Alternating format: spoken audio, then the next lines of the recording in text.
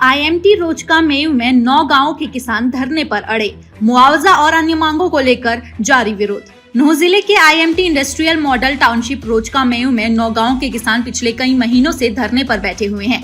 किसानों का कहना है कि उनकी जमीन औद्योगिक क्षेत्र बनाने के लिए सरकार द्वारा अधिग्रहित की गई थी, लेकिन उन्हें उचित मुआवजा अब तक नहीं मिला है। इसके साथ ही किसानों की कई अन्य मांगे भी हैं, जिनको लेकर यह आंदोलन लगातार जारी है। धरने पर बैठे किसानों ने बताया कि सरकार ने भूमि अधिग्रहण के समय जो वादे किए थे वे आज तक पूरे नहीं हुए हैं। किसानों का कहना है कि उन्हें न केवल मुआवजा अधूरा मिला है, बल्कि पुनर्वास और रोजगार जैसी प्रमुख मांगों को भी अनदेखा किया गया है। 2 दिन पहले भारतीय किसान यूनियन के राष्ट्रीय प्रवक्ता राकेश टिकैत धरना स्थल पर पहुंचे थे। उन्होंने किसानों की समस्याओं को सुनकर जिला प्रशासन से बातचीत की थी। उस दौरान प्रशासन ने किसानों की मांगों पर विचार करते हुए काम को रोकने का आश्वासन दिया था।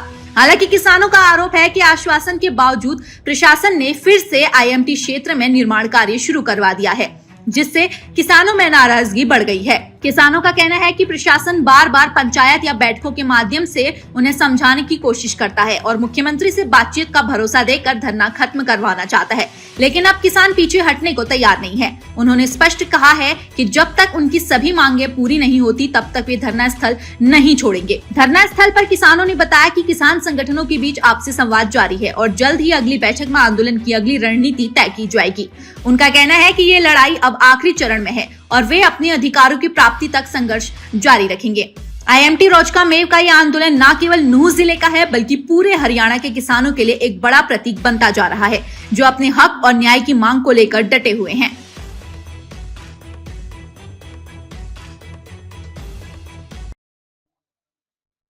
जनाब, हमें तो मेवात के किसानों को तो एक अजीब सी बात लगती है कि हमारा प्रदेश का किसान और हमारा प्रदेश का सीएम और प्रदेश के किसानों से ही नहीं मिलता। एक बहुत बड़ी बात है। जब बीजेपी सरकार सत्ता में आई थी तो एक नारा लगाया था कि सबका साथ सबका विकास। ये बात अलग है कि हमारे मेवात से मतदान बीजेपी के हक में थोड़े कम हुए, ऐसा तो है नहीं कि बिल्कुल नहीं हुए, मतदान हुए। हमारा भी सीएम है, लेकिन सीएम साहब को अपने उस नारे का जो है कि ख्याल रखना चाहिए कि हमने किसानों के साथ क्या वादा किया था कि सबका साथ सबका विकास। लेकिन 20 महीने से किसान आंदोलन में, गर्मी में, सर्दी में, बरसात में किसान जो है कि परेशान बैठा है। और अब से पहले भी डीसी और एसपी साहब अब जो जिनका तबादला हो गया, उन्होंने भी कई बार आश्वासन दिया कि हम आपकी सीएम से मीटिंग कराएंगे। और अब जो हमारे एसपी और डीसी साहब हैं वो भी हमसे जो है कि आश्वासन दे रहे हैं कि भाई आपकी सीएम से वार्ता कराएंगे। लेकिन किसान इतना एक नाउम्मीद हो गया है कि प्रशासन से, कि एक इतनी बड़ी छोटी सी बात के लिए, कि जबकि सीएम का दरबार 24 घंटे किसान मजदूर के लिए सीएम साहब कहते हैं कि हमारा दरवाजा खुला है, तो क्यों जो है कि मेवात के किसानों से सीएम साहब नहीं मिलना चाहते। मैं तो इस बात को गलत समझता हूं सीएम साहब की, कि ये तो खुला जो है कि मेवात के किसानों के साथ में एक खुला भेदभाव नजर आ रहा है कि हमारे प्रदेश के सीएम और अपने प्रदेश के किसानों से जो है कि ना मिले और बार बार झूठे आश्वासन देकर किसानों को बहकाया जा रहा है। मैं तो सरकार से हाथ जोड़कर पुनः जो है कि ये दरखास्त करता हूं, ये अपील करता हूं कि कहीं ऐसा ना हो कि नोएडा के अंदर, यूपी के अंदर भट्टा पारसोल एक मामला हुआ था, उसमें 7 किसान जो है कि शहीद हुए थे, तब जाके उनका मामला सुना गया था और उसको जो है कि सुलझाया गया था।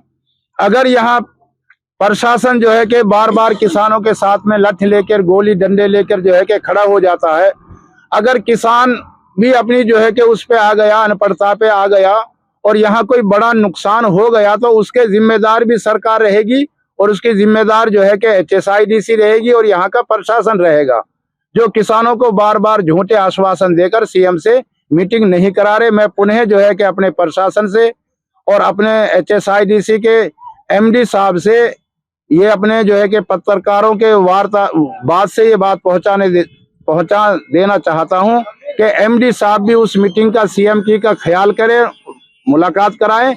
और हमारे DC साहब और हमारे SP साहब, उनसे भी मैं पुनः हाथ जोड़कर अपील करता हूं कि हमारी सीएम से जल्दी मुलाकात कराकर इस मामले को सॉर्ट आउट किया जाए ताकि आगे कोई अनहोनी ना हो। 2010 में हमारी जमीन का एक्वायरमेंट हुआ था और हमें 25 लाख रुपए दिया था। 25 लाख को कम समझकर किसान जो है कि धरने पर बैठ गए और 1.5-2 साल तक हमारा आंदोलन चला। उस आंदोलन के बाद में हमारा फैसला हुआ कि आपको 46 लाख पर एकड़ और दिया जाएगा। किसान अनपढ़ है, भोला भाला है और खासकर मेवात का किसान तो और ज्यादा अनपढ़ है।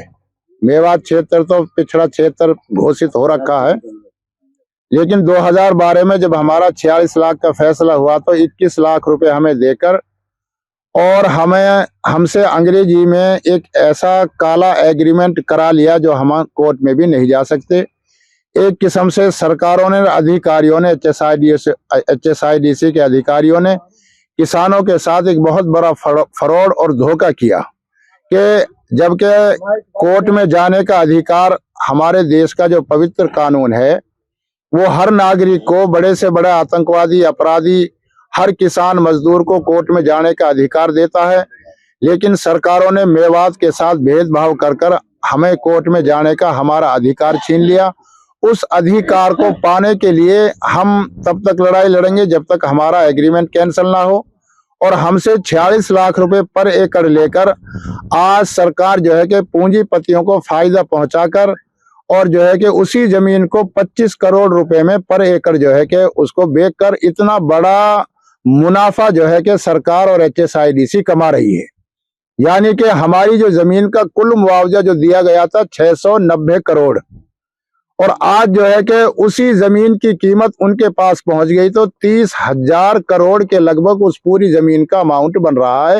ये किसानों के साथ धोखा है और जो है कि कंपनियां और सरकार किसानों के साथ जमीनों को, बेशकीमत जमीनों को औने पौने दाव खरीद कर और बड़े पूंजीपतियों के साथ बहुत बड़ा मुनाफा कमा रही है, जो किसानों को मजदूर नहीं है। किसान की मांग ये है कि हमारे पड़ोस में रिवासण गांव में 40 एकड़ का अधिग्रहण हुआ इसी जमीन से टच में, उसका आज 2 करोड़ रुपए हो गया। फरीदाबाद में IMT बन रही है, वहां भी 2.25 करोड़ का मुआवजा हो गया। किसान की मांग है कि उनको 2 करोड़ रुपए पर एकड़ के हिसाब से उनको मुआवजा दिया जाए और उनका जो है काला एग्रीमेंट वो रद्द किया जाए। जी, मेरा नाम नसीम अहमद। पंचायत आश्वासन मिला, कई बार CM से मीटिंग का भी आश्वासन।